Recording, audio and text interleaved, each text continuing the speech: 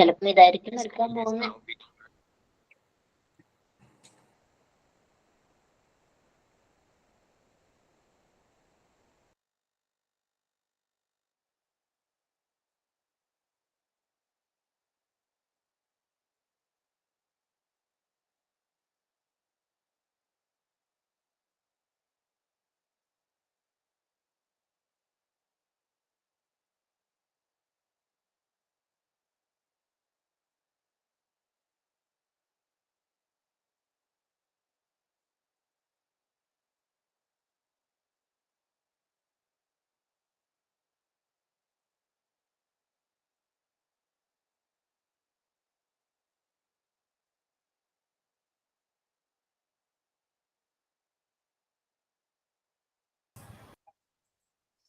Good morning.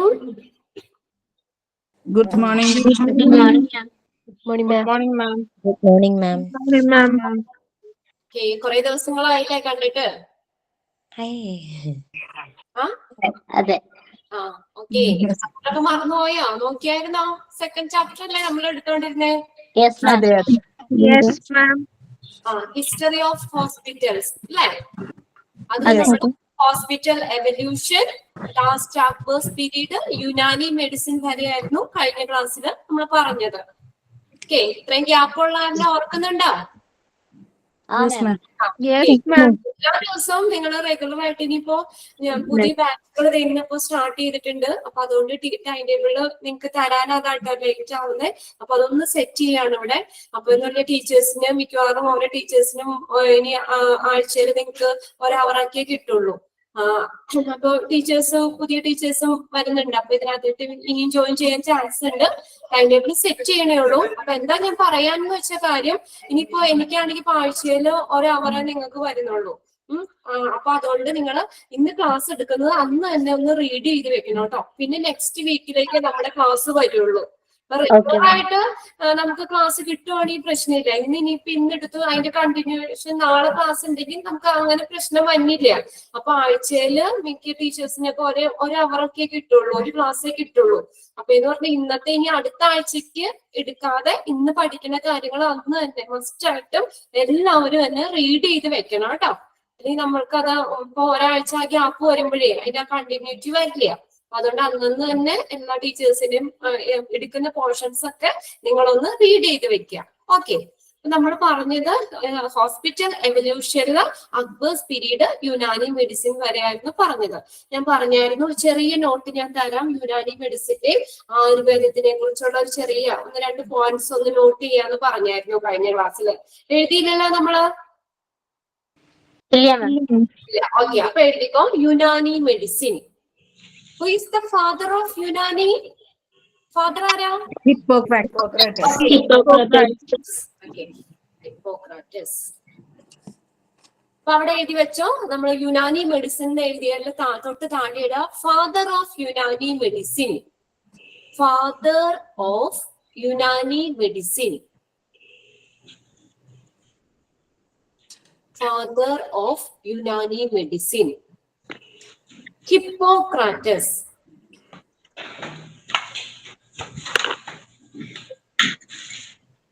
Okay. Next താഴെ എഴുതാം.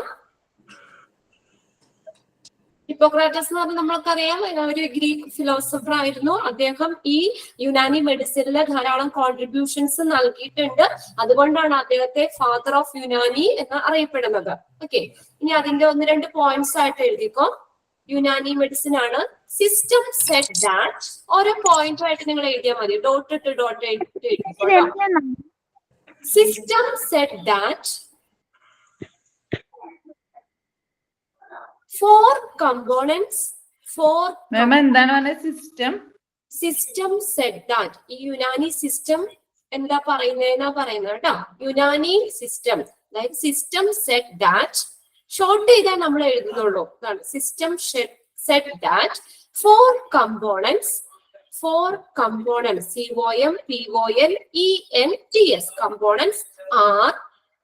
components are seen in human body.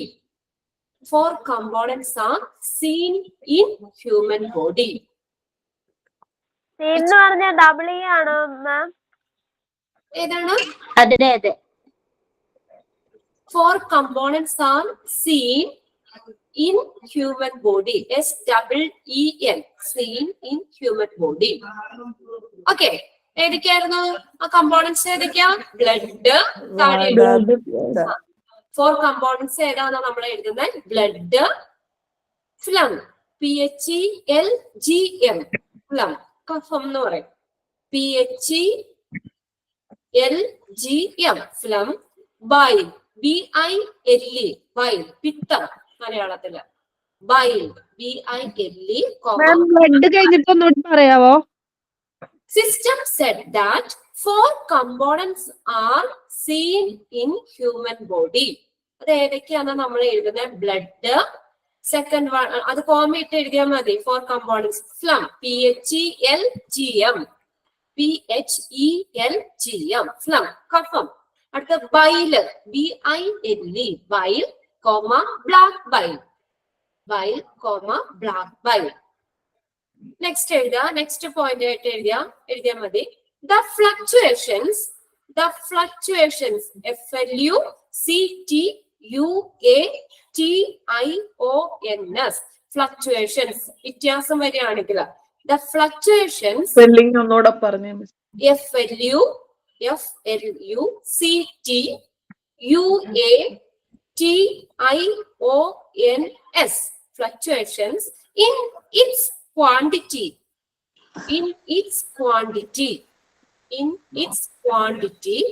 and nature, quantity and nature, may cause disease,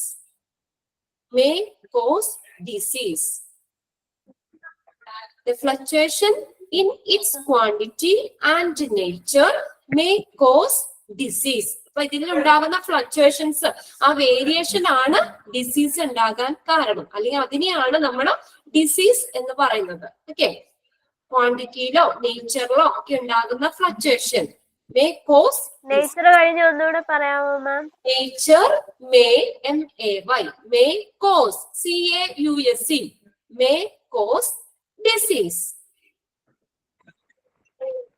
Full stop. It is a branch of medical science.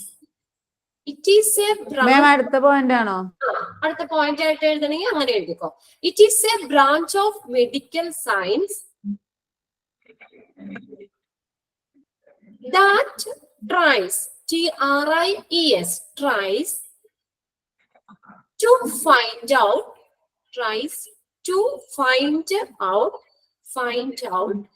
how, HOW, how a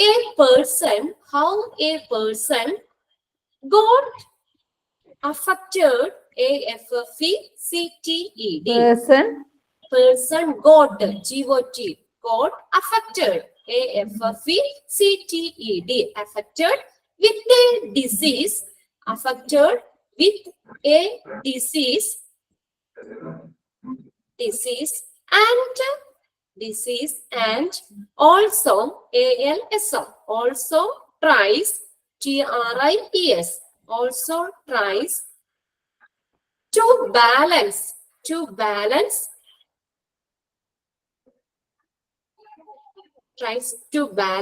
the 4 things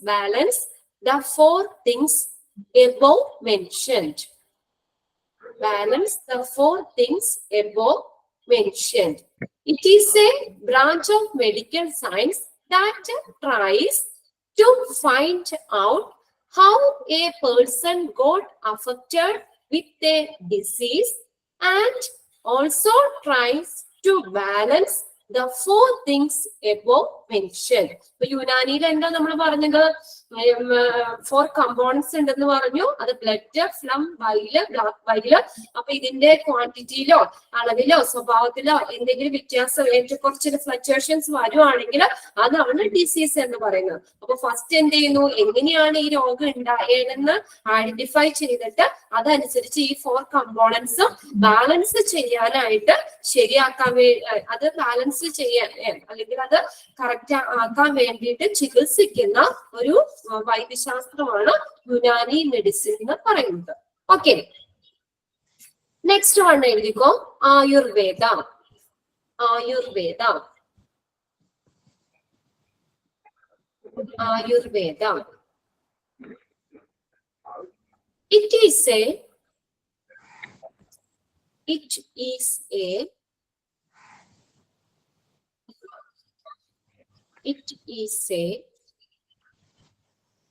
natural system of medicine. It is a natural system of medicine.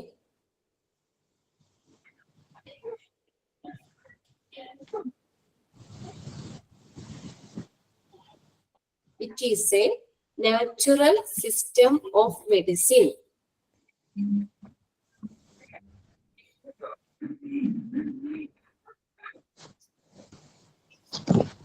Okay, it's a natural system of medicine originated over GINATED.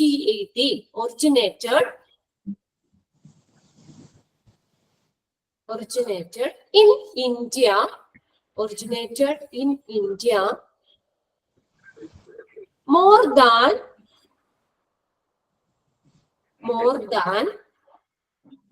3,000 years ago. 3,000 years ago. It is a natural system of medicine originated in India more than 3,000 years ago. Who is the father of Ayurveda? Next point ആയിട്ട് എഴുതിക്കോ, according to Ayurveda,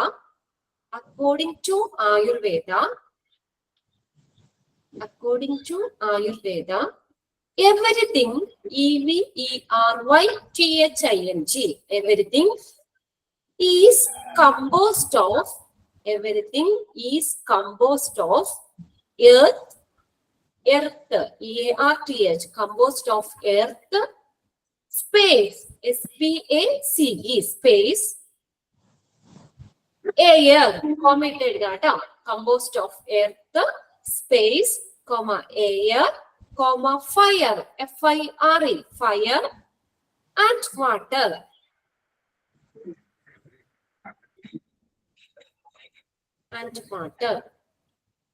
Full stop. Next sentence. It is called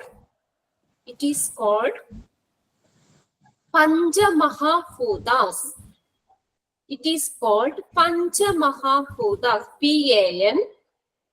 PANCHAMAHBHOOTHAS.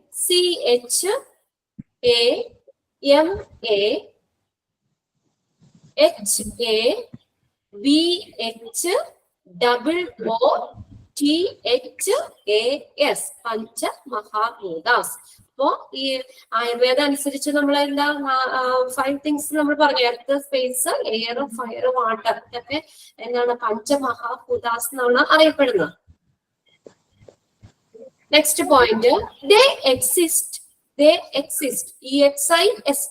exist in human body. They exist in human body.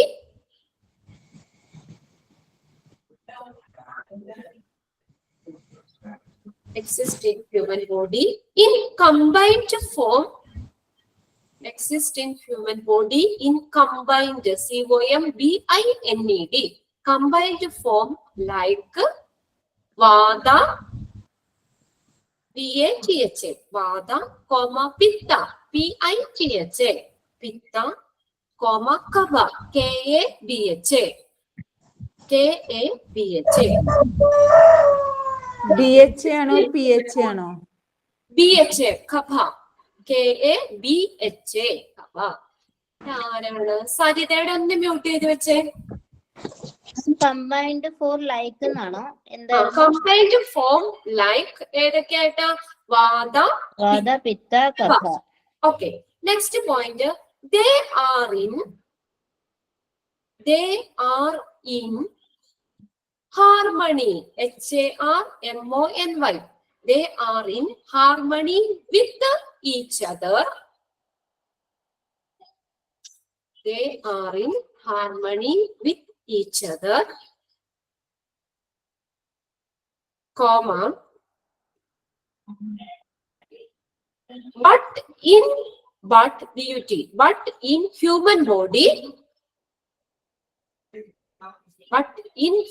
body, one of them is dominating. One of them is dominating and is called disease. And one of them is dominating and is called as disease. Okay. എന്താ പറഞ്ഞിരുന്നത്? എന്താണ് dominating കഴിഞ്ഞൊന്ന് പറയാമോ മാം? അതിൽ ഏതെങ്കിലും dominating ആണെങ്കിൽ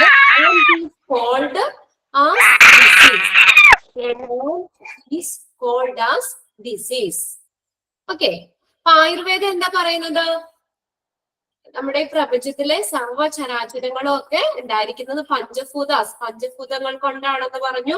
അപ്പൊ ഈ പഞ്ചഭൂതങ്ങൾ അതുകൊണ്ട് തന്നെയാണ് നമ്മൾ ഈ ആയുർവേദത്തിന്റെ ട്രീറ്റ്മെന്റ് പറഞ്ഞിരിക്കുന്നത്.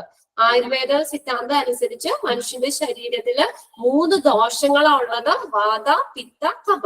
അപ്പൊ അതിന്റെ ക്വാണ്ടിറ്റിയിലൊക്കെ എന്തെങ്കിലും വ്യത്യാസമൊക്കെ വരുവാണെങ്കിൽ അപ്പൊ അത് എന്താ പറയാ, അത് നമ്മള് അത് ശരിക്കും ഒരേ അളവിലായിരിക്കും ഉണ്ടാവുന്നത്, വാത, പിത്ത, കഫ ഒക്കെ. അതിലെന്തെങ്കിലും ഇത് but in human body one of them is dominating. അതിൽ ഏതെങ്കിലും ഒന്ന് ഡോമിനേറ്റ് ചെയ്ത് നിൽക്കുവാണെങ്കിൽ അതിനെയാണ് ഡിസീസ് എന്ന് പറയുന്നത്. ഇത് നിങ്ങൾ കാണാതെ പഠിക്കാനൊന്നും തന്നതല്ല, ജസ്റ്റ് ഒന്ന് രണ്ടെണ്ണോ എന്താണെന്ന് മനസ്സിലാക്കാൻ വേണ്ടി തന്നതുള്ളൂ കേട്ടോ. അല്ലെങ്കിൽ എക്സാമിന് ഷോർട്ട് നോട്ട് എഴുതാനോ അല്ലെങ്കിൽ അങ്ങനെയൊന്നും ഉണ്ടാവില്ല, മനസ്സിലാക്കാൻ വേണ്ടി തന്നതാണ്. ഇനി നമുക്ക് നമ്മുടെ നോട്ടിലേക്ക് തിരിച്ചു വരാം. 17th century. അപ്പൊ നമ്മൾ അങ്ങനെ അക്ബേഴ്സ് പീരീഡ് യുനാനി മെഡിസിന്റെ ആ ഒരു ടൈം വരെ എത്തിയത്. ഇനി 17th സെഞ്ചുറിയിൽ എന്തൊക്കെ കാര്യങ്ങളാണ് നോക്കി. 17th century modern system of medicine by arrival Christian missionaries in South India. Okay, South ഇന്ത്യയില് ക്രിസ്ത്യൻ മിഷണറീസിന്റെ വരവോടുകൂടി മെഡിസിനില് ഒരു ആധുനിക സമ്പ്രദായം നിലവിൽ വന്നു. അതാണ് 17th സെഞ്ചുറിയിലെ ആദ്യത്തെ ഇത് പറയുന്നത്. സൗത്ത് ഇന്ത്യയില് ക്രിസ്ത്യൻ മിഷണറീസിന്റെ വരവോടുകൂടി മെഡിസിനില് ഒരു മോഡേൺ സിസ്റ്റം, ആധുനിക സമ്പ്രദായം നിലവിൽ വന്നു. East India company established first hospital in 1664 in Chennai for its soldiers and in 1668 for civilians. ഇത് ചോദിക്കാം നമുക്ക്. നോക്കിയേ, the East India Company established the first hospital. ചെന്നൈയില് ഈസ്റ്റ് ഇന്ത്യ കമ്പനി 1664 സോൾജിയേഴ്സിന് വേണ്ടിയിട്ട് ഫസ്റ്റ് ഹോസ്പിറ്റല് എസ്റ്റാബ്ലിഷ് ചെയ്തു. East India Company establish first hospital in 1664 1664 ചെന്നൈയില് സോൾജിയേഴ്സിന് വേണ്ടിയിട്ടും ആൻഡ് 1668 1668 സിവിലിയൻസ് എന്ന് പറഞ്ഞാൽ സാധാരണക്കാർക്കൊക്കെ വേണ്ടിയിട്ട് ഫസ്റ്റ് ഹോസ്പിറ്റൽ എസ്റ്റാബ്ലിഷ് ചെയ്തു. അപ്പൊ അതിനകത്ത് ചോദിക്കാം, the first hospital established by East India Company for soldiers in 1664 is dash. എവിടെയായിരുന്നു? Is at dash Chennai. Okay, അപ്പൊ അങ്ങനെ ക്വസ്റ്റ്യൻ ചോദിക്കാം കേട്ടോ. First hospital established by East India Company for soldiers in 1664 is at Chennai and 1668 for civilians. സാധാരണക്കാർക്ക് സിവിലിയൻസിന് വേണ്ടിയിട്ട് 1668 ചെന്നൈയിൽ first hospital കൊണ്ടുവന്നു. സോൾജിയേഴ്സിന് വേണ്ടിയിട്ട് പട്ടാളക്കാർക്കൊക്കെ വേണ്ടിയിട്ട് 1664 ചെന്നൈയിൽ ഫസ്റ്റ് ഹോസ്പിറ്റൽ എസ്റ്റാബ്ലിഷ് ചെയ്തു. Constant growth during the 18th and early 19th century. 18th 19th സെഞ്ചുറിയിൽ അതിന് സമാനമായ ഒരു സുസ്ഥിരമായ വളർച്ച കൈവന്നു. 18th early 19th സെഞ്ചുറിയിൽ അതിന് സമാനമായിട്ടുള്ള സുസ്ഥിരമായിട്ടുള്ള വളർച്ച വന്നു. First medical college in Calcutta in 1835. അതൊന്നില്ലെങ്കിൽ ഇയർ ആയിട്ട് വേണമെങ്കിൽ ചോദിക്കാം. The year in which the first medical college established in Calcutta. ഏത് വർഷമായിരുന്നു കൽക്കട്ടയിലെ first medical college? 1835 first medical college കൽക്കട്ടയില് നിലവിൽ വന്നു. മുംബൈ ഇൻ 1845. 1845 മുംബൈയിൽ നിലവിൽ വന്നു first medical college. And Chennai in 1815. 1850 ചെന്നൈയില് ഫസ്റ്റ് മെഡിക്കൽ കോളേജ് നിലവിൽ വന്നു. ഓക്കെ, അത് മൂന്നും കണക്ട് ചെയ്ത് നോക്കാം. First medical college കൽക്കട്ടയില് 1835, മുംബൈയില് 1845, ചെന്നൈയില് 1850 first medical college establish ചെയ്തു. ഇൻ 1885 1885 ആയപ്പോഴത്തേക്കും 1215 ഹോസ്പിറ്റൽസ് ആൻഡ് ഡിസ്പെൻസറീസ് എന്ന് വെച്ചാൽ ഔഷധശാലകള് only reaching 10% ഓഫ് പോപ്പുലേഷൻ. പോപ്പുലേഷന്റെ ജനസംഖ്യയുടെ 10% എത്തുന്ന രീതിയിൽ 1885 ആയപ്പോഴത്തേക്കും എത്ര ഹോസ്പിറ്റൽസ് വന്നു? 1215 ഹോസ്പിറ്റൽസ് നിലവിൽ വന്നു. 1885 നിലവിൽ വന്നു. അപ്പൊ നോക്കിയേ, ഇൻ 1885 ആയപ്പോഴത്തേക്കും 1215 ഹോസ്പിറ്റൽസ് ആൻഡ് ഡിസ്പെൻസറീസ്. അതെങ്ങനെയാ? Only reaching 10% of the population. പോപ്പുലേഷന്റെ 10% എത്തുന്ന രീതിയിൽ 1250 ഹോസ്പിറ്റൽസും ഡിസ്പെൻസറീസും 1885 നിലവിൽ വന്നു. ഇതാണ് 17th സെഞ്ചുറിയുടെ ഫസ്റ്റ് മെഡിക്കൽ കോളേജ് എവിടെയാണെന്നുള്ളതും അതിന്റെ ഇയറും ഒക്കെയാണ് തന്നേക്കുന്നത്. അതൊന്ന് നിങ്ങളൊന്ന് വായിച്ചു വെക്കണം കേട്ടോ. അതിൽ വർഷം ചോദിക്കാം, അല്ലെങ്കിൽ എവിടെയാണ് ആ പ്ലേസ് ആയിട്ടാണെങ്കിലും ചോദിക്കാം. ഇനി നെക്സ്റ്റ് വരുന്നത് emergence of hospital in independent India. സ്വതന്ത്ര ഇന്ത്യയിലുള്ള ഹോസ്പിറ്റലിന്റെ ആവിർഭാവം. ഇതിൽ നിന്നൊന്നും അങ്ങനെ എക്സാമിന് ചോദിക്കാറില്ല കേട്ടോ. അതിനകത്തെന്ന് പറഞ്ഞാൽ ജസ്റ്റ് ആ റേഷ്യോസ് മാത്രമേ തന്നിട്ടുള്ളൂ. ഇതിനകത്ത് നമ്മുടെ നോട്ടിലുള്ളത് കൊണ്ട് നമുക്ക് സ്കിപ്പ് ചെയ്യാനും പറ്റില്ല. അതുകൊണ്ട് ഒന്ന് റീഡ് ചെയ്ത് പോകേണ്ട കാര്യമുള്ളത് emergence of hospital in independent India. Bed to population ratio കണ്ടോ, അവിടെ റേഷ്യോസ് ആ പറഞ്ഞേക്കുന്നത്. ബെഡ് ടു പോപ്പുലേഷൻ റേഷ്യോ എത്രയാ? 1:40,000. അപ്പൊ ഒരു ബെഡ് പോപ്പുലേഷൻ 4,000 അതായിരുന്നു ആ റേഷ്യോ. 1:40,000. ഡോക്ടർ ടു പോപ്പുലേഷൻ 4,000 ഉള്ളു മാം. 4,000 ഓക്കെ, എന്റെ ഇവിടെ ഞാൻ എഴുതിയത് മാർക്ക് ഇതാണ് 4,000. നിങ്ങളുടെ നോട്ടിൽ കറക്റ്റ് അല്ലേ? 4,000 അല്ലേ? Okay.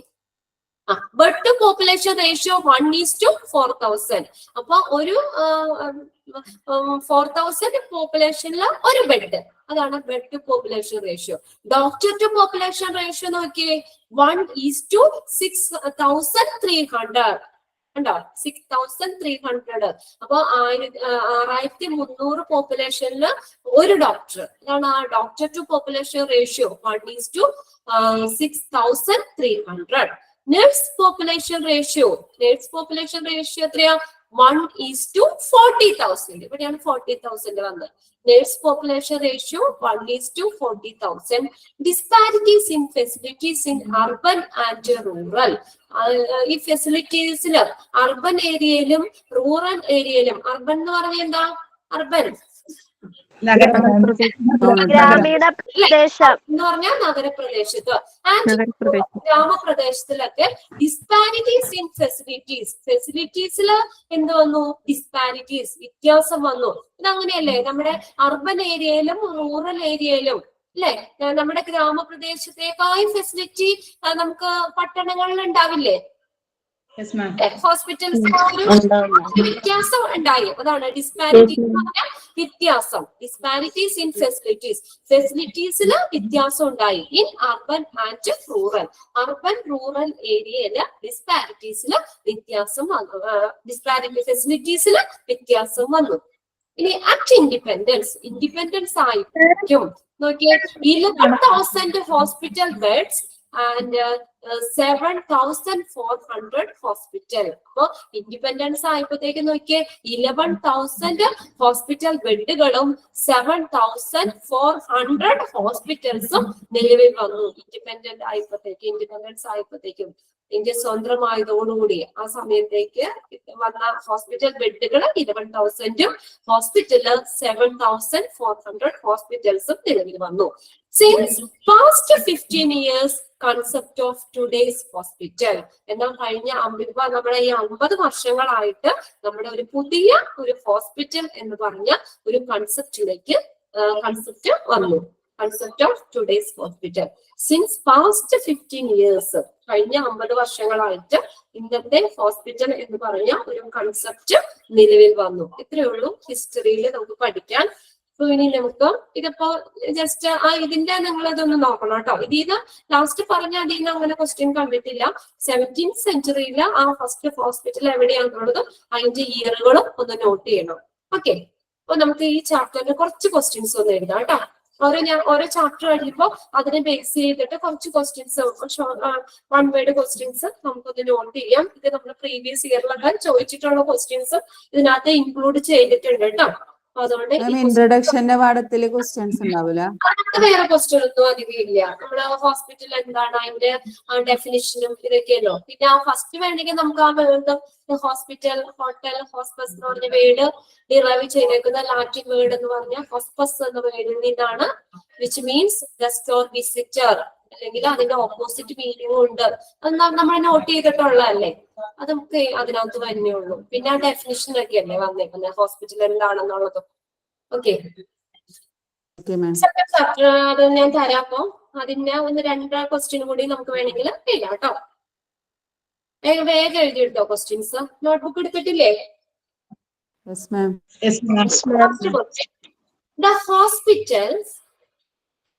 The hospitals, comma, hostels, HOSTELS,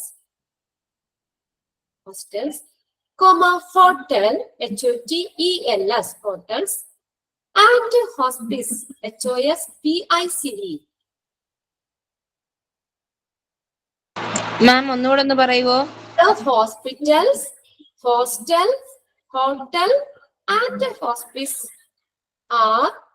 ma'am spelling ഒന്ന് പറയാവോ? സ്പെല്ലിംഗ് വേണോ? നിങ്ങളുടെ കയ്യിൽ നോട്ടില്ലേ? പ്രിന്റഡ് നോട്ടില്ലേ? അത് നോക്കി വേഗം അങ്ങ് എഴുതിക്കോ. ഇനിയിപ്പോ ഓരോ സ്പെല്ലിംഗ് പറഞ്ഞു വരുമ്പോ ഒരുപാട് ടൈം പോകും നമുക്ക്. ആ സെയിം സെന്റൻസ് തന്നെയാണ് തന്നേക്കുന്നത്. Are derived from. ഞാൻ ഇവിടെ പ്രസന്റ് ചെയ്ത് കാണിക്കണോ? ഇൻട്രൊഡക്ഷന്റെ ഇല്ല കേട്ടോ, പ്രസന്റേഷൻ ഇട്ടിട്ടില്ല, സെക്കൻഡ് ചാപ്റ്റർ ഇട്ടിട്ടുള്ളൂ. Derived from Latin word dash. ഏത് വേർഡ് ഇത് നിന്നാ? ലാറ്റിൻ വേർഡ് ഏതാ?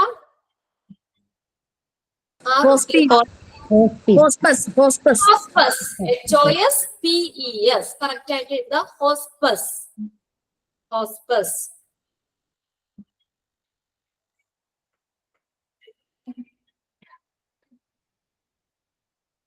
Okay, next, second question. What is the meaning? MEANING. What is the meaning of the Latin word?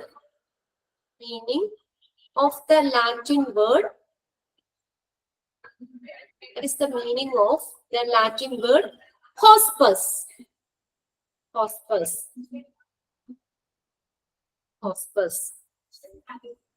നാല് മീനിങ്ങും അവിടെ എഴുതിക്കോ. നിങ്ങളുടെ എക്സാമിന് അഥവാ ക്വസ്റ്റ്യൻ ചോദിക്കുകയാണെങ്കിൽ അതിന്റെ ഓപ്ഷൻ നോക്കിയിട്ട് ആൻസർ ചെയ്യാം കേട്ടോ. Meaning guest, GUEST, guest, comma, visitor, VISITOR, visitor, comma, stranger, STRANGER,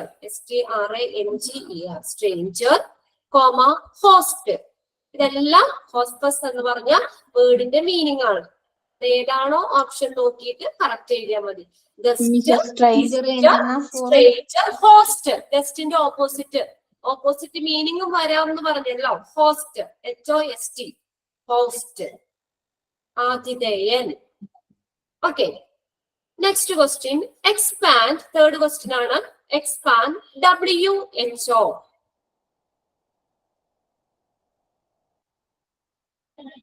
Expand WHO. What is the expanded form? World Health Organization. ഈ ക്വസ്റ്റ്യൻസ് എഴുതുമ്പോ തന്നെ അതിന്റെ ഒപ്പം തന്നെ പഠിച്ചു പോകുക കേട്ടോ. World health organisation. Fourth question. Who is the father of medicine? Who is the father of medicine? Who is the father of medicine?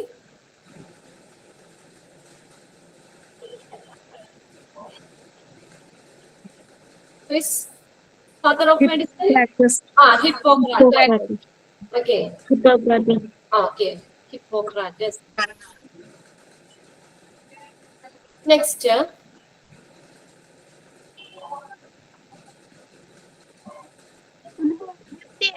Early, E-A-R-L-Y. E-A-R-L-Y. Early. Medical treatment was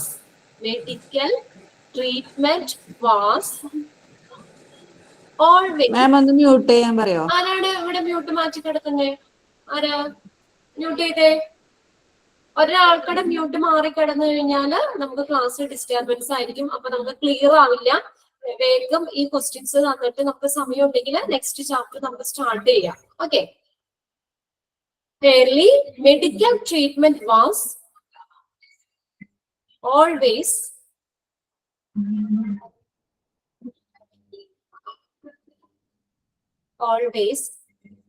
recognized as. Early medical treatment was always recognized as dash. എങ്ങനെയാ medical treatment എങ്ങനെയായിരുന്നു? എന്തിനു ബേസിലായിരുന്നു? Religious services and ceremonies. Okay. Religious services and ceremonies. Early the medical treatment was always recognized as religious services and ceremonies. മതപരമായിട്ടുള്ള സേവനങ്ങളുടെയും ചടങ്ങുകളുടെയും ഭാഗമായിരുന്നു പണ്ടുകാലത്ത് treatment. Religious services and ceremonies. Next question. Who act as physician? P-H-Y-S-I-C-I-A-N. Physician. Who act as physician in early era? ആരായിരുന്നു physician ആയിട്ട് act ചെയ്ത്? Priest. Okay, very good. Priest. P-R-I-E-S-T-S. Priest. P-R-I-E-S-T-S. Priest.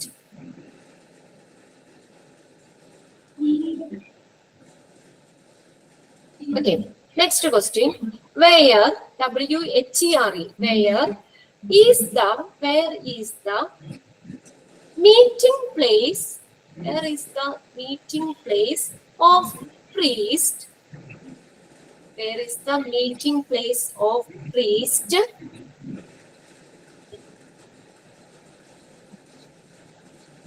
Shiyas ഒന്ന് mute ചെയ്തേ. Okay. Where is the meeting place of priest in early era? എവിടെയായിരുന്നു meeting place?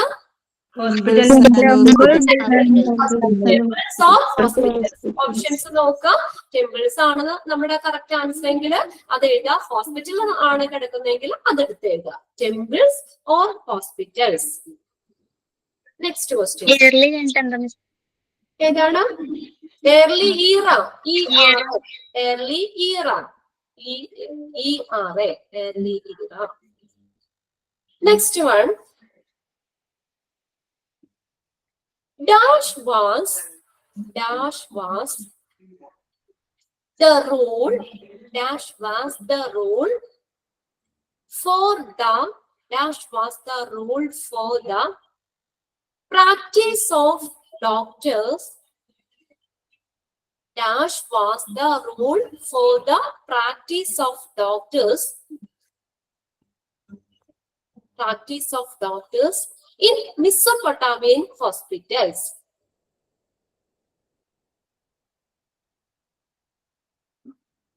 Dash was the rule for the practice of doctors in Mesopotamian hospitals. ഏതായിരുന്നു? Okay, practice ചെയ്യാൻ ഉപയോഗിച്ച നിയമം എന്ന് പറയുന്നത് Hammurabi's code. Answer എടുത്ത് എഴുതിക്കോട്ടോ. Hammurabi's code. Hammurabi's code. Okay, finish ആയോ? ഇയർ എഴുതണോ മാം? വേണ്ട. ഏത് റൂൾ ഏതാന്ന് ചോദിച്ചിട്ടുള്ളൂ. Hammurabi's code. Next question. In Mesopotamian hospitals,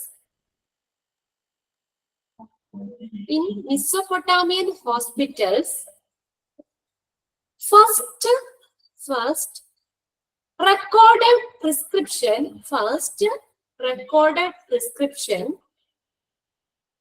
came from dash. First recorded prescription came from dash.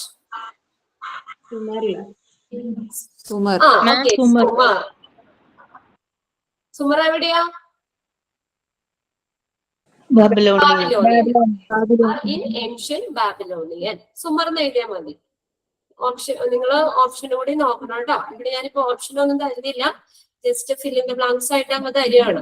Mesopotamian hospital first recorded prescription came from Sumer. Okay, in Mesopotamian hospitals,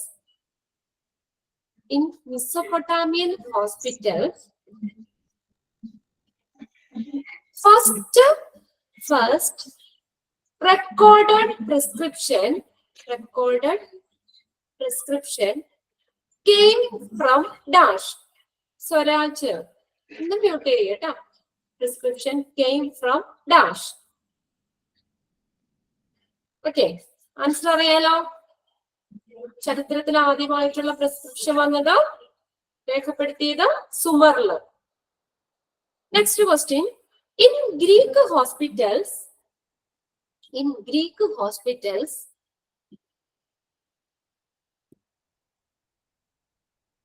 In Greek hospitals,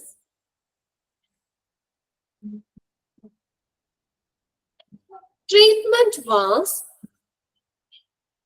based on dash.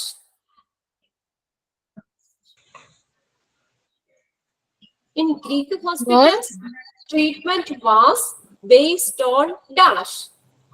എന്തിനെ base ചെയ്തായിരുന്നു?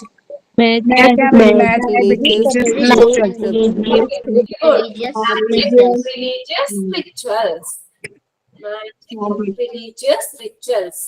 ഈ printed not കയ്യിലുള്ളവര് സ്പെല്ലിന് തെറ്റിക്കാതെ അത് നോക്കി എഴുതാം കേട്ടോ. Magic religious rituals. Okay, next. Question ഒന്നുകൂടെ പറയാം. In Greek hospitals, treatment was based on dash. In Greek hospitals, treatment was based on dash. Next one. Who was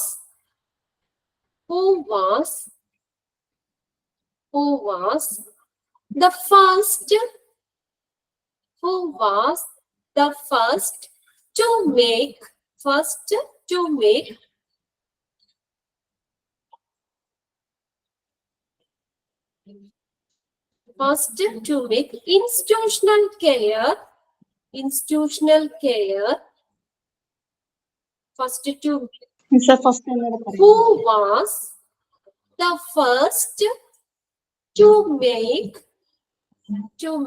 institutional care of the sick, sick and injured. Who was the first to make institutional care of the sick and injured? Ara? Okay, very good. Roman.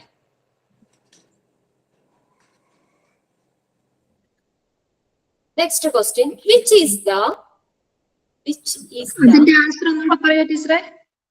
അതിന്റെ answer ഏതാന്ന് നോക്കിയേ. First institution of care ആയിട്ടുള്ളവർക്കും injury സംഭവിച്ചിട്ടുള്ളവരും വേണ്ടി നിർമ്മിച്ചത് ആരാ? Roman. Okay, റോമക്കാരായിരുന്നു. Roman.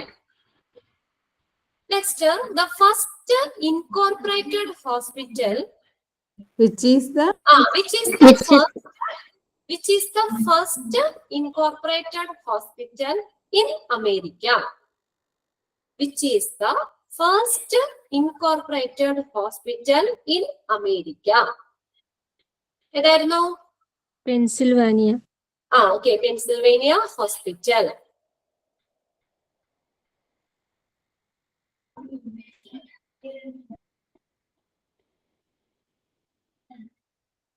Pennsylvania hospital. Spelling ഒക്കെ നോക്കി എഴുതണം കേട്ടോ. Pennsylvania hospital. Which is the first incorporated hospital in America? Next one. Who is the father of surgery? Who is the father of surgery? Who is? Sisruda. Okay, very good. Sisruda. Sisruda. S-U-S-R-U-T-H. Sisruda. Next. What book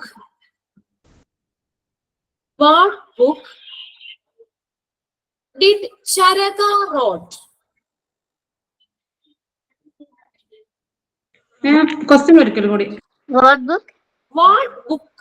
ഏത് ബുക്കാണ്? What book did Charaka wrote? Charaka എഴുതിയ book ഏതാണെന്ന് ചോദിച്ചേക്കണേ. What book did Charaka wrote? Charaka Sanhita. Okay, Charaka സംഹിത. ഇനി സിസ്രുതന്റെ എഴുതണ്ടല്ലോ. സിസ്രുതന്റെ text ഏതാ? Dissertation ഏതാ?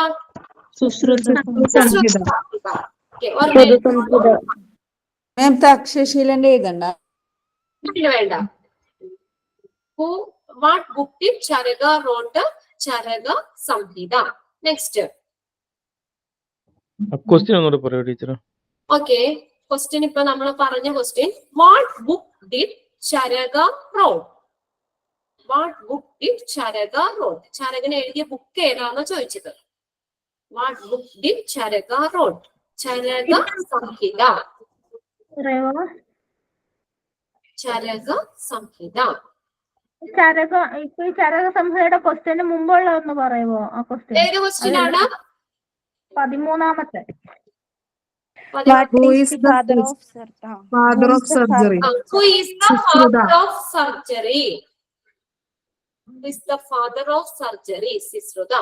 Next question പറഞ്ഞത് what book did Charaka wrote? Charaka Samhita. Next question എഴുതിക്കോ. The first hospital. The first ഇപ്പൊ നമ്മളിപ്പോ ഇന്ന് പറഞ്ഞ ഇതിനുള്ള ക്വസ്റ്റ്യൻ ആണ്. The first hospital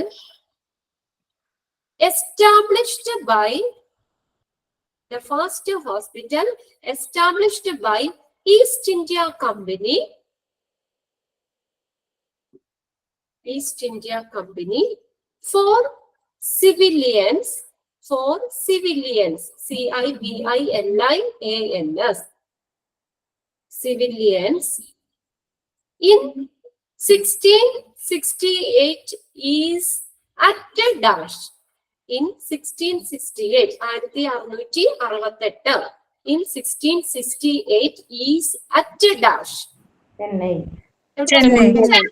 Okay, Chennai. The first hospital established by East India Company for civilians in 1668 is at a dash.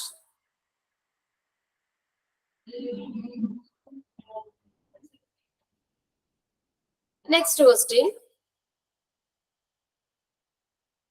In which period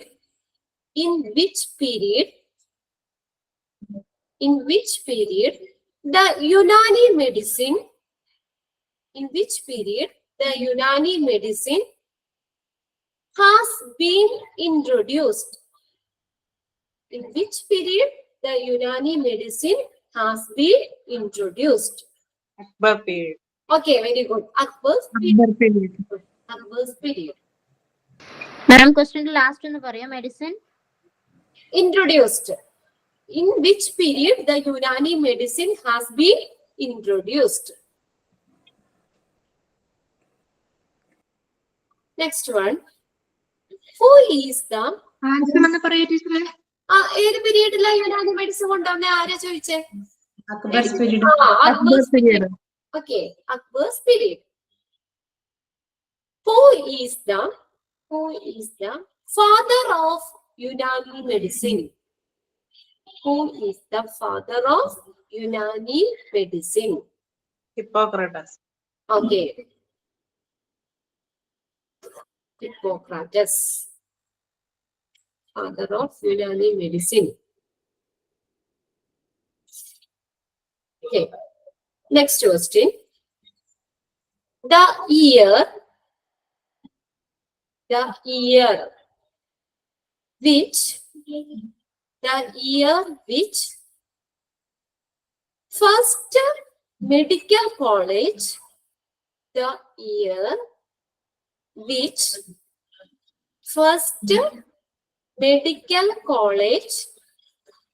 established in Chennai. The year which first medical college established in Chennai. 1835. ചെന്നൈയിലെ ഏതാ നോക്കിയേ? 1850. 1850. Okay, 1850. 1850. മാം first medical college പറയുകയാണെങ്കിൽ കൽക്കത്ത ഇല്ലേ? ഏതാണ്? ചെന്നൈ അല്ലേ? Chennai, the first hospital established by East India Company for civilians. Civilians 1668 is at Chennai. ഇനി last question. അതുകൂടെ അങ്ങോട്ട് എഴുതിയേക്കാം. In which period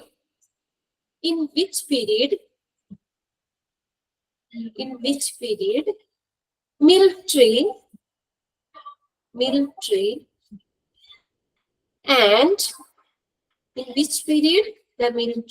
and the slave hospitals existed? In which period military and the slave hospitals existed? ഏത് പീരീഡിലാ? Roman period. Okay, Roman period. എത്ര question ആയി? 19. 19 അല്ലേ?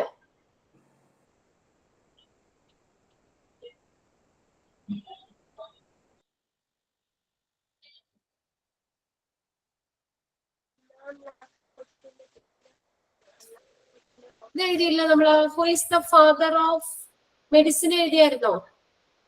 Yes, ma'am. എഴുതിയില്ല.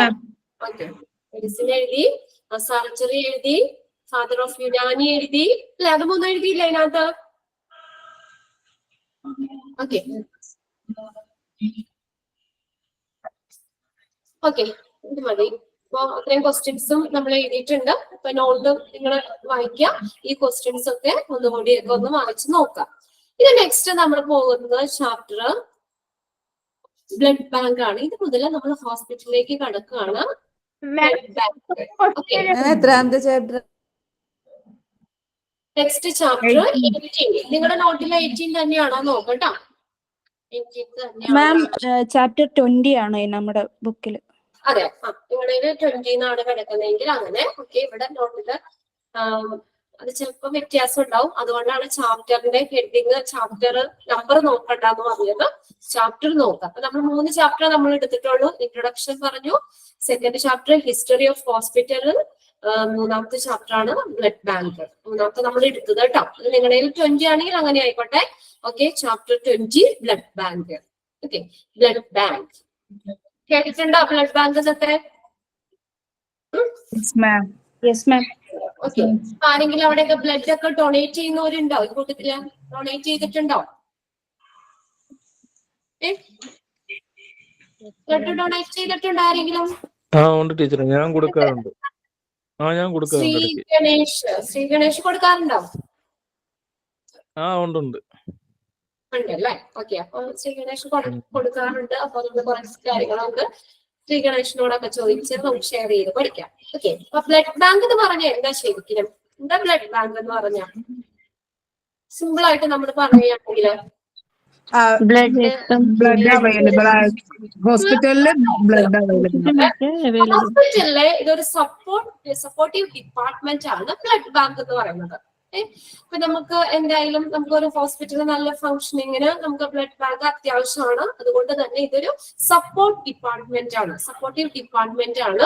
Blood bank എന്ന് പറഞ്ഞാൽ ശരിക്കും എന്താ, സിമ്പിൾ ആയിട്ട് നമ്മൾ പറയുകയാണെങ്കിൽ ബ്ലഡ് ബാങ്ക് എന്ന് പറഞ്ഞാൽ ബ്ലഡ് കളക്ട് ചെയ്യുന്ന ഒരു സ്ഥലം അല്ലെ. ബ്ലഡ് ഒക്കെ പല ടൈപ്പ് ഓഫ് ബ്ലഡുകൾ, ഗ്രൂപ്പ്സ് ഓഫ് ബ്ലഡുകളൊക്കെ കളക്ട് ചെയ്ത് അവർ സ്റ്റോർ ചെയ്യുന്ന ഒരു പ്ലേസ് ആണ് ബ്ലഡ് ബാങ്ക് എന്ന് പറയുന്നത് അല്ലെ. ഈ ബ്ലഡ് ഇങ്ങനെ കളക്ട് ചെയ്യുമ്പോൾ അത് ബ്ലഡ് ഡൊണേറ്റ് ചെയ്യുന്ന ആള് പറയുന്നത് എന്താ, ഡോണർ അല്ലെ. ബ്ലഡ് ഡൊണേറ്റ് ചെയ്യുന്ന ആളാണ് ഡോണർ. അപ്പൊ ഡോണറിന്റെ അടുത്തുനിന്ന് കളക്ട് ചെയ്യുന്ന ബ്ലഡ് ബാഗിലേക്ക് മാറ്റും. അവരെ നമ്മുടെ കയ്യിൽ നിന്ന് കളക്ട് ചെയ്തിട്ട് അത് എങ്ങനെയാ ബ്ലഡ് ബാഗിലേക്കാണ് മാറ്റുന്നത്. അത് അവിടെ ബ്ലഡ് ബാഗിലേക്ക് മാറ്റിയിട്ട് അവിടെ ബ്ലഡ് കട്ടയാവാതിരിക്കാൻ സഹായിക്കുന്ന ഒരു ഡ്രഗ്, ആന്റി കൊയാഗുലന്റ്, ബ്ലഡ് കട്ടയാവാതിരിക്കാൻ സഹായിക്കുന്ന ഒരു ഡ്രഗ് ആണ്. ഒരു എക്സാമ്പിൾ ഹെപ്പാരിനൊക്കെ എക്സാമ്പിൾ ആണ്. അപ്പൊ ബ്ലഡ് എന്ത് ചെയ്യുന്നു, നമ്മുടെ ഡോണറിന്റെ അടുത്തുനിന്ന് കളക്ട് ചെയ്യുന്ന ബ്ലഡ് അവര് ബ്ലഡ് ബാഗിലേക്ക് മാറ്റുന്നു. അപ്പൊ അത് ആ ബ്ലഡ് ക്ലോട്ട് ആവാതിരിക്കാൻ വേണ്ടിയിട്ട് അവിടെ ആന്റി കൊയാഗുലന്റ്, ബ്ലഡ് ക്ലോട്ട് ആവാതിരിക്കാൻ സഹായിക്കുന്ന ഒരു ഡ്രഗ് ആണ് ആന്റി കൊയാഗുലന്റ് എന്ന് പറയുന്നത്. അപ്പൊ ഈ ആന്റി കൊയാഗുലന്റുമായിട്ട് മിക്സ് ചെയ്തിട്ടാണ് അവിടെ ബ്ലഡ് ബാഗില് അവര് സ്റ്റോർ ചെയ്ത് വെക്കുന്നത്. നമ്മുടെ ശരീരത്തിൽ എത്ര ബ്ലഡ് ഉണ്ട്? എത്ര? 5 ലിറ്റേഴ്സ്. നമ്മൾ 5 ലിറ്റേഴ്സ് ബ്ലഡ് ഉണ്ട്. ഇനി ഞാൻ ചോദിക്കട്ടെ ശ്രീ ഗണേഷ്, ബ്ലഡ് നമ്മൾ ഡൊണേറ്റ് ചെയ്യുമ്പോൾ എന്തൊക്കെ കാര്യങ്ങൾ ശ്രദ്ധിക്കണം? അല്ലെങ്കിൽ അവിടെ എന്തൊക്കെയാണ് നമ്മൾ അവിടെ നോക്കുന്നത്? വെറുതെ പോയി ബ്ലഡ് അവരൊരു ഫോറം തരുമല്ലോ, അത് പൂരിപ്പിച്ച് നമ്മൾ കൊടുക്കണം. ഫോറം തന്ന് ഫില്ല് ചെയ്ത് കൊടുത്തു, അത്ര മാത്രമേ ചെയ്തുള്ളൂ. പിന്നെ ബി പി നോക്കും. ഓക്കെ. അപ്പൊ നമ്മൾ ബ്ലഡ് ഡൊണേറ്റ് ചെയ്യണമെങ്കിൽ കുറച്ച് ഫോർമാലിറ്റീസ് ഉണ്ട്. അതായത് നമുക്ക് എന്താ, കുറച്ച് പ്രിലിമിനറി ടെസ്റ്റുകൾ ഉണ്ട്.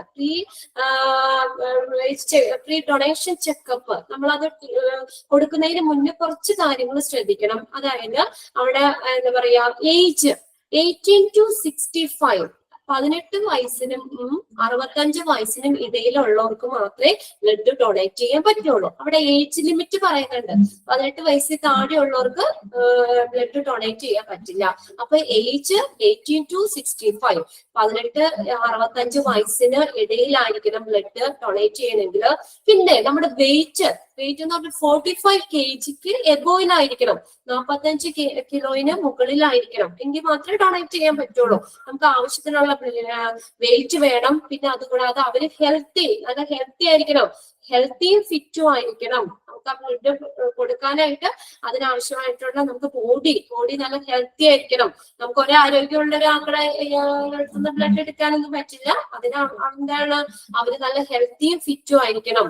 അങ്ങനെയുള്ള കുറച്ച് പ്രിലിമിനറി കാര്യങ്ങൾ നമ്മൾ ചെക്ക് ചെയ്യണം. ഓക്കെ. അത് ആ ഒരു ഇതിന്റെ ഉള്ളിലുള്ളവർക്ക് ബ്ലഡ് ഡൊണേറ്റ് ചെയ്യാൻ പറ്റുള്ളൂ. അപ്പൊ ശരിക്കും ഒരു ഹെൽത്തി ആയിട്ടുള്ള ഒരാൾക്ക്, ആരോഗ്യമുള്ള ഒരാൾക്ക് 3 മാസത്തിൽ ഒരിക്കൽ നമുക്ക് 300 ml ബ്ലഡ് ഡൊണേറ്റ് ചെയ്യാൻ പറ്റും. നമ്മുടെ ബോഡിയിൽ നിന്ന് ആകെ 5 ലിറ്ററിൽ നിന്ന് ആകെ 300 ml എടുക്കുള്ളൂ. അത് 3 മാസത്തിൽ ഒരിക്കൽ, 90 ദിവസം, 3 മാസത്തിൽ 3 മാസം കൂടുമ്പോഴാണ് അത് ഡൊണേറ്റ് ചെയ്യാൻ പറ്റുള്ളൂ. ഒരു പ്രാവശ്യം ബ്ലഡ് ഡൊണേറ്റ് ചെയ്ത് മെയിൽസിലാണെങ്കിൽ 90 ദിവസം കഴിഞ്ഞ് നെക്സ്റ്റ് ഡൊണേഷൻ നടത്താൻ പറ്റും. ഫീമെയിൽസിന്റെ കണ്ടീഷനിൽ ചിലർക്ക് പ്രശ്നമില്ല കേട്ടോ. കഴിഞ്ഞ ക്ലാസ്സിൽ പറഞ്ഞപ്പോ ഒരു കുട്ടി ബ്ലഡ് ഡൊണേറ്റ് ചെയ്താന്ന് പറഞ്ഞു, ഇനി നെക്സ്റ്റ് ഡൊണേഷൻ 3 മാസം കഴിയുമ്പോൾ തന്നെ നടത്താന്ന് പറഞ്ഞു. എന്നാൽ ചില മെയിൽസിന് ഫീമെയിൽസിന് ചെറിയൊരു ഡിഫറൻസ് കോമൺ ആയിട്ട് പറയുന്നുണ്ട്. മെയിൽസിനാണെങ്കിൽ 90 ദിവസം കഴിഞ്ഞിട്ട് നെക്സ്റ്റ് ഡൊണേഷൻ നടത്താം. എന്നാൽ ഫീമെയിൽസിന്റെ കേസിലാണെങ്കിൽ 120 days 120 ദിവസം കഴിഞ്ഞിട്ടാണ് ശരിക്കും ഒരു അവരുടെ ആ ബോഡിയുടെ ഇത് വെച്ച് നോക്കുമ്പോൾ ഒരു 120 ദിവസം കഴിഞ്ഞിട്ട് അടുത്ത ഡൊണേഷൻ നമുക്ക് നടത്താൻ പറ്റും. ഈ ബ്ലഡിനെ കുറിച്ചുള്ള പഠനം എന്താ അറിയോ? ഹെമറ്റോളജി എന്ന് പറയുന്നത്. അതൊക്കെ ഞാൻ നോട്ട് തരാം കേട്ടോ, പറഞ്ഞു എന്നുള്ളൂ. ബ്ലഡിനെ കുറിച്ചുള്ള പഠനമാണ് ഹെമറ്റോളജി. പിന്നെ ഈ ബ്ലഡ് നമ്മൾ എടുക്കുമ്പോൾ നമ്മുടെ ബ്ലഡ് ഫുൾ എടുത്ത് ആ ബാഗിലേക്ക് എടുത്ത് വെക്കുകയല്ല അവർ ചെയ്യുന്നത്. ബ്ലഡിൽ 4 കമ്പോണൻസ് ഉണ്ട്. ഇതൊക്കെ നമുക്ക് ഡീറ്റെയിൽ പഠിക്കാനുണ്ട് കേട്ടോ. അപ്പൊ നമുക്ക് ഒന്നുകൂടി പറയാം. ബ്ലഡില് നമുക്ക് 4 കമ്പോണൻസ് ഉള്ളത്. നിങ്ങൾക്ക് കുറച്ച് പേർക്കൊക്കെ അറിയാൻ പറ്റും. RBC, WBC, platelet, plasma. ഇങ്ങനെ 4 കമ്പോണൻസ് ആണ് കോൺസ്റ്റിറ്റ്യൂവൻസ് ഓഫ് ബ്ലഡിലെ കമ്പോണൻസ്. അപ്പൊ ഈ ബ്ലഡ് നമ്മൾ എടുക്കുമ്പോൾ ഫുള്ള് ബ്ലഡ് ഒറ്റ ഇതായിട്ടല്ല സ്റ്റോർ ചെയ്യുന്നത്. ഈ ബ്ലഡിൽ ഇങ്ങനെ 4 കമ്പോണൻസും പ്രത്യേകം മാറ്റിയിട്ടാണ്. അതെന്താ സെൻട്രിഫ്യൂജ് എന്ന് പറയുന്ന ഒരു മെഷീനിൽ ഇട്ടിട്ട് ഈ ബ്ലഡിലെ ഓരോ കമ്പോണൻസും സെപ്പറേറ്റ് ചെയ്തിട്ടാണ് അവര് ബ്ലഡ് ബാഗിലേക്ക് സ്റ്റോർ ചെയ്യുന്നത്. എന്നിട്ട് ബ്ലഡ് ബാങ്കിൽ അവര് സ്റ്റോർ ചെയ്ത് വെക്കുന്നത്. ബ്ലഡിലെ 4 കമ്പോണൻസും, ഈ 4 components RBC, WBC, platelet, plasma. ഈ 4 കമ്പോണൻസും സെൻട്രിഫ്യൂജ് എന്ന് പറയുന്ന ഒരു മെഷീനിലിട്ട് സെപ്പറേറ്റ് ചെയ്തിട്ടാണ് സ്റ്റോർ ചെയ്യുന്നത്. എന്തുകൊണ്ടാന്ന് വെച്ചാൽ ചിലർക്ക് RBC മാത്രം മതിയാകും. RBC red blood cells detail പഠിക്കാം നമുക്ക്. ചിലർക്ക് RBCയുടെ കൗണ്ട് കുറവായിരിക്കും. അപ്പൊ അവർക്ക് ഫുള്ള് ബ്ലഡ് വേണ്ടല്ലോ. അപ്പൊ RBC മാത്രം ട്രാൻസ്ഫ്യൂസ് ചെയ്താൽ മതിയാവും. എന്നാൽ ചിലർക്ക് പ്ലേറ്റ്ലെറ്റ് ആയിരിക്കും കുറവ് വരുന്നത്. അപ്പൊ അവർക്ക് പ്ലേറ്റ്ലെറ്റ് മാത്രം ട്രാൻസ്ഫ്യൂസ് ചെയ്താൽ മതിയാകും. എന്നാൽ ചിലർക്ക് WBC ആയിരിക്കും കുറവ്. അപ്പൊ ബ്ലഡിലെ ആ കമ്പോണന്റ് WBC മാത്രം മതി. അപ്പൊ അവർക്ക് WBC മാത്രം ട്രാൻസ്ഫ്യൂസ് ചെയ്താൽ മതിയാവും. അപ്പൊ അങ്ങനെ എന്താ ആ 4 കമ്പോണൻസും സെപ്പറേറ്റ് ചെയ്തിട്ടാണ് ബ്ലഡ് ബാങ്കിൽ അവര് സ്റ്റോർ ചെയ്ത് വെക്കുന്നത്. അപ്പൊ ഏത് കമ്പോണൻസ് ആണ് നമുക്ക് ആവശ്യം വരുന്നത് അത് മാത്രം നമ്മൾ ട്രാൻസ്ഫ്യൂസ് ചെയ്താൽ മതിയാവും. അപ്പൊ നമ്മൾ പറഞ്ഞു ബ്ലഡ് നമ്മൾ കൊടുക്കുന്നതിന് മുന്നേ പ്രീ ഡൊണേഷൻ ചെക്കപ്പുകൾ ചെയ്യണം. നമ്മൾ അതിന് ഫിറ്റ് ആണോ, നമ്മുടെ ബോഡി നമുക്ക് ബ്ലഡ് കൊടുക്കാൻ ഫിറ്റ് ആണോ, നമ്മുടെ ആ ശരീരത്തിന് ആവശ്യത്തിനുള്ള ബ്ലഡ് ഉണ്ടോ, ഫിസിക്കലി മെന്റലി അവര് സ്ട്രോങ് ആണോ. പിന്നെ അതുകൂടാതെ ഒരു കാര്യം കൂടി ശ്രദ്ധിക്കും, കമ്മ്യൂണിക്കബിൾ ഡിസീസ് ഉണ്ടോ, നമുക്ക് എന്തെങ്കിലും വിട്ടുമാറാത്ത എയ്ഡ്സ് പോലുള്ള മാരക രോഗങ്ങൾ, കമ്മ്യൂണിക്കബിൾ ഡിസീസ്, ഹെപ്പറ്റൈറ്റിസ്, എയ്ഡ്സ് പോലുള്ള രോഗങ്ങൾ ഉണ്ടോ എന്നുള്ളത് ചെക്ക് ചെയ്യും. അപ്പൊ നമുക്ക് ഓൾറെഡി നമ്മുടെ ബ്ലഡിൽ ആ അസുഖം ഉണ്ടെങ്കിൽ ആ ബ്ലഡ് കൊടുക്കുന്ന ആൾക്ക് ഡൊണേറ്റ് ചെയ്യുമ്പോൾ അത് സ്വീകരിക്കുന്ന ആൾക്ക്, റിസീവ് ചെയ്യുന്ന ആൾക്ക് ആ ഇത് ബ്ലഡിൽ കൂടെ അത് പകരാൻ ചാൻസ് ഉണ്ട്. അപ്പൊ അതോട് കമ്മ്യൂണിക്കബിൾ ഡിസീസ് ഉണ്ടോ എന്നുള്ളതൊക്കെ ഈ ബ്ലഡ് ഡൊണേറ്റ് ചെയ്യുമ്പോൾ ശ്രദ്ധിക്കേണ്ട കാര്യങ്ങളാണ്. അപ്പൊ അങ്ങനെയുള്ള പ്രീ ഡൊണേഷൻ ചെക്കപ്പ് നടത്തി നമ്മൾ കറക്റ്റ് ഓക്കെ ആണെന്ന് അനുസരിച്ചിട്ട് മാത്രമേ ആ ബ്ലഡ് ബ്ലഡ് ഡൊണേറ്റ് ചെയ്യാൻ പറ്റത്തുള്ളൂ. ഇവിടെ നോക്കി ഇൻട്രൊഡക്ഷൻ ഒന്ന് നോക്കി വെക്കാം. ഒരു പാരഗ്രാഫ്, ഫസ്റ്റ് പാരഗ്രാഫ് നോക്കി. The term blood bank generally refers to a department of the hospital, usually within a clinical pathology. Pathology എന്ന് പറഞ്ഞാൽ എന്താ? Pathology is the study of disease. രോഗങ്ങളെ കുറിച്ച് പഠിക്കുന്ന ശാസ്ത്രമാണ് pathology. Pathology is the study. ഒരു കാര്യം ചെയ്ത് നിങ്ങൾ ആ ചാപ്റ്ററിന്റെ പേരൊന്ന് എഴുതി വെച്ച്, ചാപ്റ്റർ 20 ബ്ലഡ് ബാങ്ക് എന്ന് ഹെഡിങ് കൊടുക്കുക. ബ്ലഡ് ബാങ്ക് അതിന് താഴെ ബ്ലഡ് ബാങ്ക് എന്താണെന്നൊരു ഡെഫിനിഷൻ എഴുതാം. ഇത് ഇത്തിരി ലെങ്തി ആയിട്ട് കൊടുത്തേക്കുന്നതാണ്, അതൊരു ഷോർട്ട് ചെയ്തിട്ട് നമുക്കൊന്ന് എഴുതാം. ബ്ലഡ് ബാങ്ക് എന്ന് പറഞ്ഞാൽ blood bank is A part of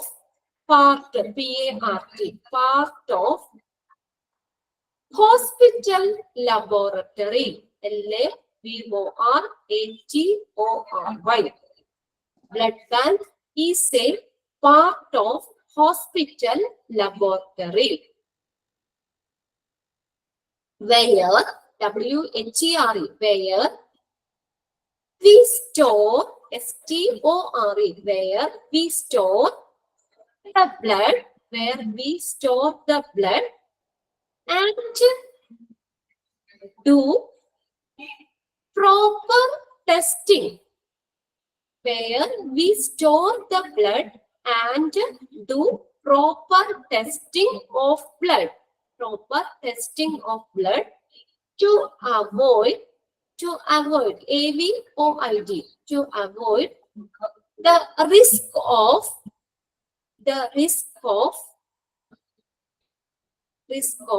transfusion, transfusion. Blood bank is a part of hospital laboratory. Blood bank is a part of hospital laboratory where we store the blood.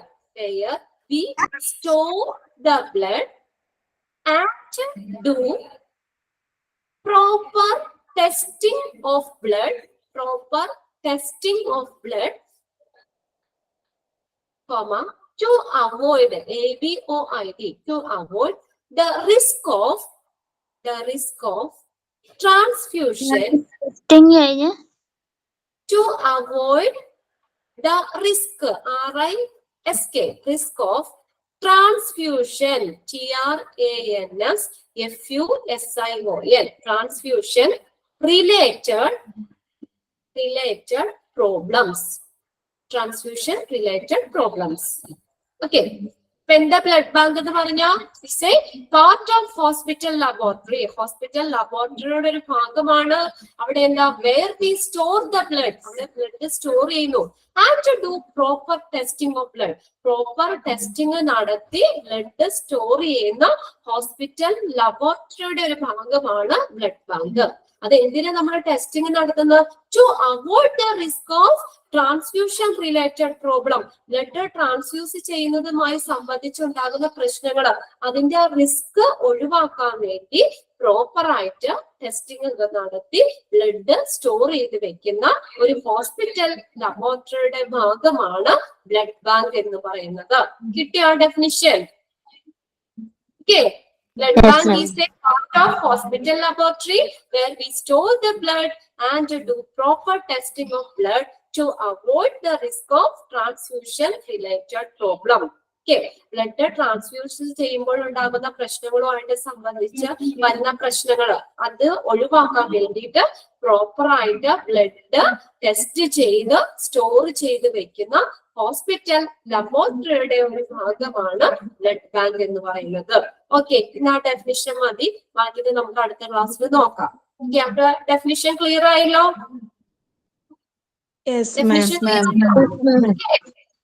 Okay, അപ്പൊ transfusion സംബന്ധിച്ച് നടക്കുന്ന റിസ്കുകൾ ഒഴിവാക്കാൻ വേണ്ടി proper ആയിട്ട് blood ഒക്കെ എന്ത് ചെയ്യുന്ന testing നടത്തി സ്റ്റോർ ചെയ്യുന്ന ബ്ലഡ് ബാങ്ക് ഹോസ്പിറ്റൽ ലബോറട്ടറിയുടെ ഒരു ഭാഗമാണ് ഈ ബ്ലഡ് ബാങ്ക് എന്ന് പറയുന്നത്.